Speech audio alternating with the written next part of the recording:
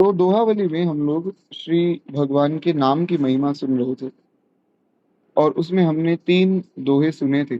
अब हम आगे बढ़ते हैं। श्री गोस्वामी तुलसीदास जी महाराज लिखते हैं, 4 दोहे हम सुन चुके थे, किस प्रकार से भगवान का नाम जप करना चाहिए और किस प्रकार से जो है भगवान के नाम जप की विधि श्री गोस्वामी जी ने बताई। जिसमें गोस्वामी जी कहते हैं कि भैया चित्रकूट जाओ, चित्रकूट में दूध का आहार लेकर, केवल दूध पीकर या फल खाकर खूब प्रेम से भजन करो। और इसका शास्त्रीय प्रमाण भी है, और इसका बहुत से महापुरुषों ने अनुभव भी किया। चित्रकूट में जो है दूध का आहार लेकर और फल का आहार लेकर जो 6 महीने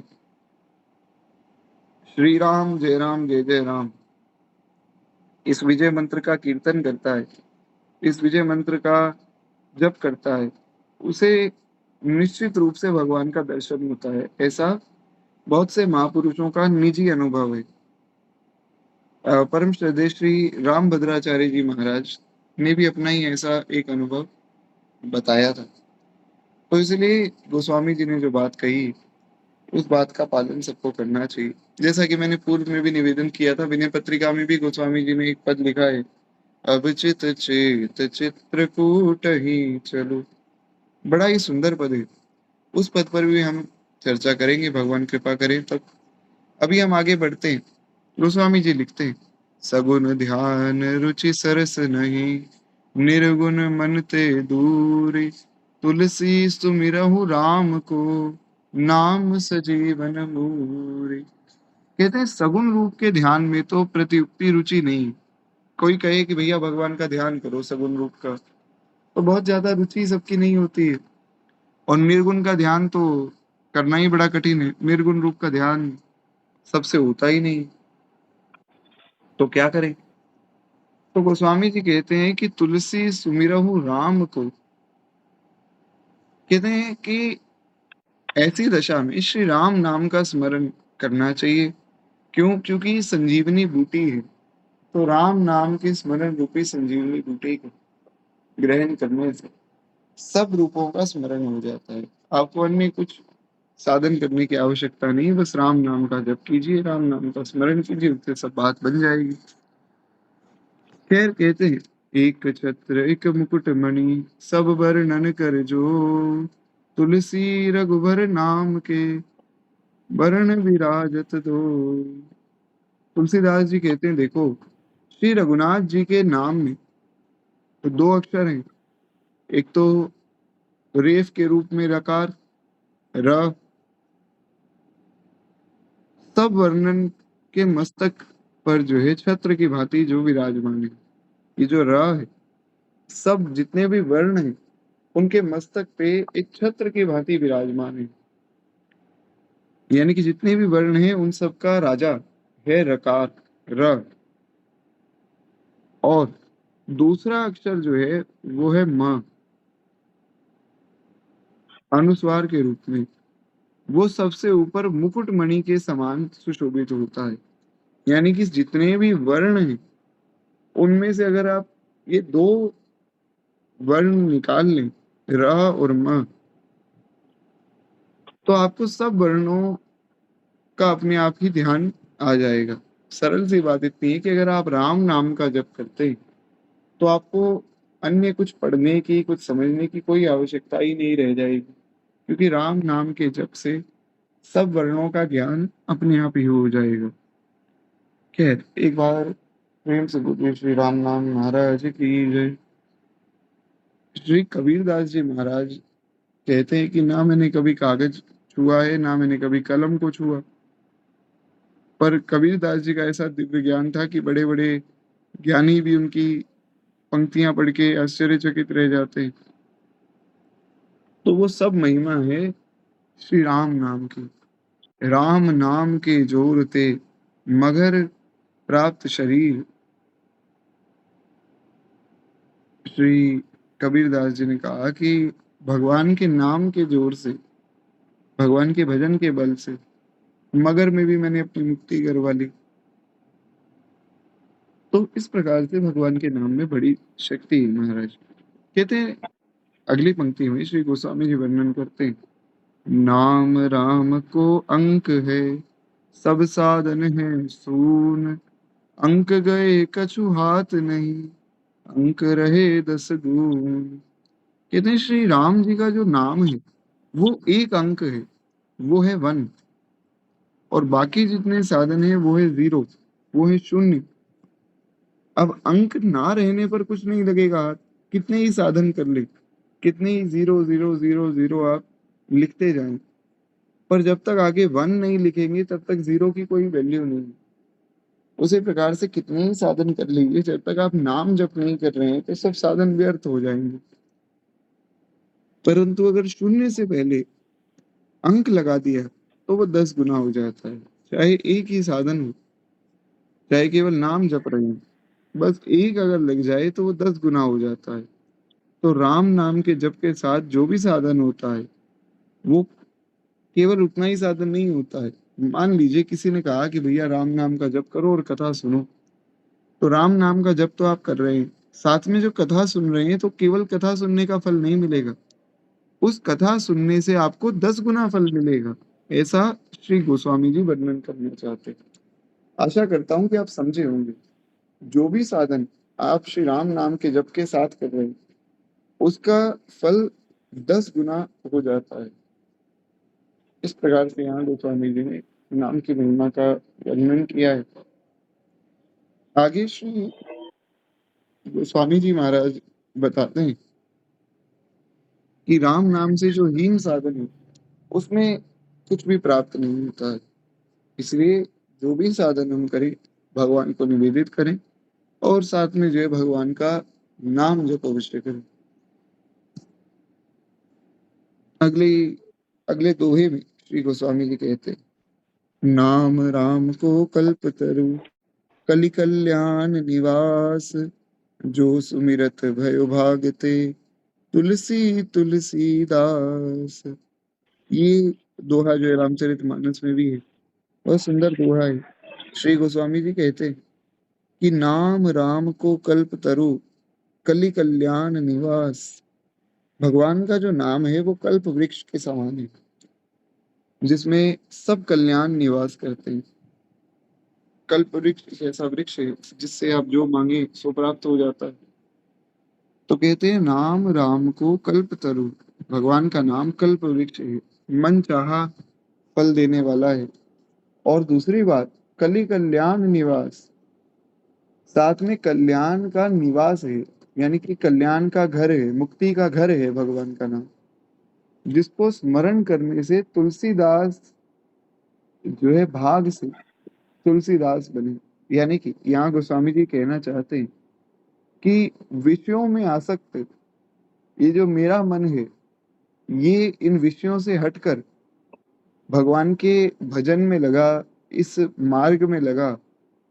ये क्यों हुआ? ये हुआ राम नाम के प्रभाव से।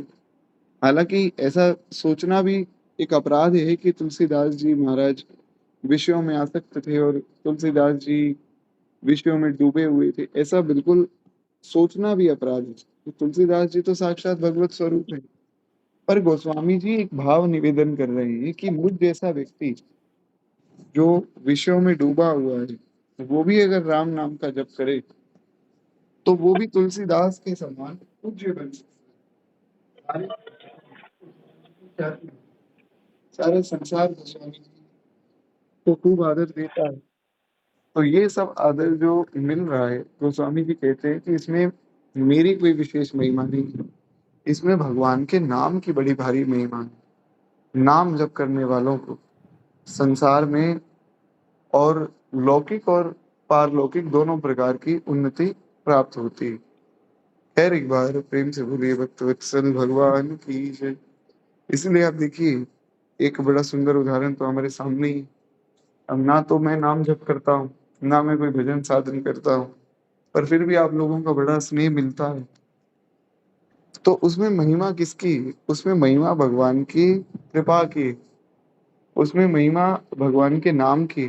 नाम मैं नहीं जपता हूँ, ऐसा बिल्कुल भी नहीं मैं कह रहा हूँ कि मैं नाम जप करता हूँ, पर भगवान के नाम की बड़ी भारी जो कृपा हम पर है, ये उसकी महिमा है।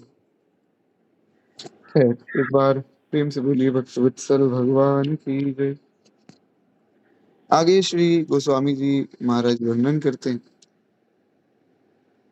कि अब जो है, पहले तुलसीदास जी बताते हैं कि पहले मैं विषयों में आसक्त था। हालांकि ऐसा है नहीं, मैं पुनः निवेदन करूं, ऐसा नहीं सोचना चाहिए, ये तो केवल गोस्वामी जी की दैन्यता है।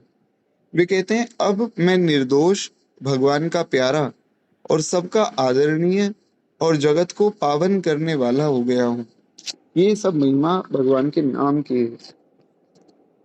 राम नाम जप जी जन, भय सुकृत सुख साली, तुलसी यहाँ जो आलसी, गयो आज की काली। कहते हैं कि जो जीव से श्री राम नाम का जप करने वाले लोग पुण्यात्मा और परम सुखी हो गए। जो जीवा से भगवान के नाम का जप करते हैं वे पुण्यात्मा हो जाते हैं और परम सुखी हो जाते हैं। परंतु इस नाम के जप में जो आलस्य करते हैं, जो मेरे जैसे लोग हैं, उन्हें तो आज या कल नष्ट हुआ ही समझो। वो आज या कल नष्ट हो जाएंगे, उनका विनाश हो जाएगा, जो नाम जप में आलस्य करते हैं। इसीलिए नाम जपने आलस्य नहीं करना चाहिए, खूब नाम जपना चाहिए। राम कहो राम कहो राम कहो बावरे, अवसर ना चूक भोंदू पायो भलो दावरे। श्री मलुकदास जी की एक बड़ी सुंदर ये साखी, हम मलुकदास जी का ग्रंथ शुरू करेंगे, श्री मलुक वाणी। कोशिश करेंगे कि दोहावली के बाद शुरू कर दे, जैसा भी रहेगा प्रभु कृपा से देखेंगे। तो उसमें श्री मलुकदास जी ने एक बड़ी सुंदर ये पद लिखा है कि राम कहो राम कहो राम कहो बावरे। श्री मलुकदास जी कहते हैं कि अरे बावरे, राम नाम जप, बहुत सुंदर अवसर प्रभु कृपा से मिला है, इसको चूको मत, खूब नाम जपो। अवसर न चूक भोंदू पायो भलो दावरे। बहुत भारी दाव लग गया, अब हम हार नहीं सकते हैं, अब फटाफट नाम जप करो, भगवान के धाम पहुंच जाओ। बड़ा भारी दाव लग गया महाराज। तो खैर इस प्रकार से गोस्वामी जी ने भी यही बात समझाई है। नाम गरीब निवाज को, राज देत जन जानी, तुलसी मन परिहरत नहीं, गुरु बिनिया की बानी। तुलसीदास जी कहते हैं कि गरीब निवाज यानी कि दीन बंधु, गरीबों के स्वामी, गरीबों के दाता जो भगवान है, जो श्री राम जी हैं, उनका नाम ऐसा है जो जपने वाले को भगवान के निज जन जानकर राज्य दे डालता है। यानी कि प्रजापति का पद या मोक्ष, साम्राज्य तक दे सकता है। भगवान का नाम सब कुछ देने में सामर्थ्य है। जो व्यक्ति केवल भगवान का नाम जपता है ना, वो सोचे कि मैं सारी दुनिया का राजा बन जाऊं, तो वो बन जाएगा। नाम की बड़ी भारी महिमा है। बात ये कि हमें नाम पे विश्वास नहीं होता है, इसलिए हम समझ नहीं पाते। नहीं तो महाराज, एक नाम लेने से व्यक्ति इस भवसागर से पार हो सकता है। तो इस संसार में कोई राजा बन जाना, ये देवता बन जाना, ये तो बहुत छोटी छोटी बातें भगवान के नाम के सामने। कहते हैं इसलिए जो गरीब निवाज भगवान का नाम है, ये सबको सब कुछ प्रदान कर सकता है, परंतु ये मन ऐसा अविनाशी, क्षमा चाहूंगा, परंतु ये मन ऐसा अविश्वासी और ऐसा नीच है कि कूड़े के ढेर में पड़े हुए दाने को चुगने की ओछी आदत नहीं छोड़ता। यानी कि मन इतना अविश्वासी है कि ये नहीं सोचता कि मैं राम नाम का जप करके राम जी को प्राप्त करूं, कृष्ण नाम का जप करके कृष्ण जी को प्राप्त करूं। मन ये सोचता है कि मैं नाम तो जप ही रहा हूं, तो इसके बदले मुझे कुछ भोग मिल जाए, कोई पैसा मिल जाए, गाड़ी मिल जाए, घर मिल जाए। ये गंदे विषयों को नहीं छोड़ता है। और एक और भाव यहाँ इस बात का लिया जा सकता है, वो ये है कि मन नाम जप में जाता ही नहीं, विषयों में पड़ा रहता है। यहाँ इस भाव को भी स्वीकार किया जा सकता है। भाव बड़ा सुंदर है। गोस्वामी जी कहना चाहते हैं कि मन इतना अविश्वासी कि इसको नाम की महिमा में विश्वास तो होता नहीं है, तो ये नाम जपने की तरफ भागता ही नहीं, ये मन विषयों की तरफ भागता है, नाम से दूर हट जाता है। इसलिए गोस्वामी जी ने कहा कि तुलसी मन परिहरत नहीं, गुर बिनिया की वाणी। घूरे में पड़े, यानी कि कूड़े के ढेर में पड़े दाने को चुगने की इसकी गंदी आदत है। ऐसा अविश्वासी और नीच ये मन है। इसीलिए दास ने पूर्व में भी निवेदन किया कि ये मार्ग जो है वो विश्वास का मार्ग है। इस मार्ग में जब तक विश्वास नहीं होगा तब तक बात नहीं बनेगी। कल एक प्रश्न आया एक माता जी का, उन्होंने कहा कि भैया मैं आसक्ति नहीं छोड़ पा रही हूँ। तो मैंने कहा कि आप कथा सुनिए, भगवान का नाम जप कीजिए, उससे सब मंगल होगा। जो भगवान की कथा सुनते हैं, भगवान के नाम को जपते हैं, उनकी सब आसक्ति जो है अपने आप ही समाप्त हो जाती है। तो उन्होंने कहा नहीं ऐसा तो नहीं है, ऐसा हो नहीं रहा। मैंने कहा कोई बात नहीं, आप भगवान पे विश्वास करके जो है नाम जप कीजिए, तो उससे निश्चित रूप से सब मंगल होगा। उन्होंने कहा कि भगवान मेरी सहायता नहीं करते, भगवान ही जो है मुझे विषयों में आसक्त करते हैं और मुझे अपने से दूर कर रहे हैं। तो मैंने बताया कि देखिए ऐसा नहीं, भगवान तो खैर सबकी सहायता करते हैं, सब विषयों में जो है भगवान हटाते हैं विषयों से। बोले नहीं नहीं, करने वाले तो भगवान ही। तो मैंने एक प्रश्न किया कि आप ये बताइए कि अगर भगवान ने आपको विषयों में डाला है, भगवान ने आपको आसक्ति प्रदान की है, तो फिर जब भगवान आसक्ति दे रहे हैं तो कोई भी व्यक्ति अगर किसी को कुछ देगा तो उसमें अपना लाभ देखेगा। तो भगवान तो आसक्ति तो अपनी तरफ देते, भगवान तो आपको अपनी तरफ आसक्त करते ना, संसार के किसी एक व्यक्ति के प्रति आसक्त क्यों करेंगे। तो उन्होंने कहा कि ये बात तो मेरी समझ में नहीं आई। बात ये है कि हम दो रास्ते पकड़े हुए हैं। एक बात तो हम ये सोच रहे हैं कि सब कुछ भगवान करने वाले हैं, तो नाम जप और ये कथा सत्संग आदि की हमें जरूरत क्या है, करने वाले तो भगवान है, भगवान को कल्याण करना होगा तो कर दें। और उल्टे सीधे काम सारे हम कर रहे हैं, नाम सारा भगवान पे डाल रहे हैं, इसलिए हमारा काम बन नहीं रहा है। हमें विश्वास करना चाहिए और विश्वास करके नाम जप सत्संग आदि करना चाहिए, जिससे हमारा कल्याण हो। आशा करता हूँ आप सब बातों को समझे होंगे। खैर एक बार प्रेम से बोलिए भक्त वत्सल भगवान की जय। तो एक दोहा और सुने, उसके बाद वाणी को विश्राम देंगे। काशी विधि बसी तनु तजे, हटि तनु तजे प्रयाग, तुलसी जो फल सुलभ, जो फल सो सुलभ, राम नाम अनुराग। कहते हैं कि काशी में जो पापों से बचते हुए विधिवत रूप से निवास करते हैं और शरीर को त्यागते हैं, और तीर्थराज प्रयाग में हट से शरीर को छोड़ने पर भी मोक्ष मिलता है, ऐसा शास्त्रों में वर्णन आया कि काशी में जो रहता है विधि पूर्वक, काशी में रहने की विधि है। ऐसा नहीं कि काशी में आप रह रहे हैं तो मन में जो आया वो पाप कर दिया, ऐसा नहीं। जो व्यक्ति काशी में रह रहा है और इस भाव से रह रहा है कि मुझसे पूर्व में बहुत पाप बने, अब मैं काशी में रहकर भजन करूंगा, काशी में अच्छे से रहूंगा, तो उसका कल्याण हो जाता है, मोक्ष हो जाता है। जो गति अगम महामुनि गावही, तब पुर कीट पतिंगहु पावही, देहु काम रिपु राम चरण रति, तुलसीदास प्रभु हरहु भेद मति।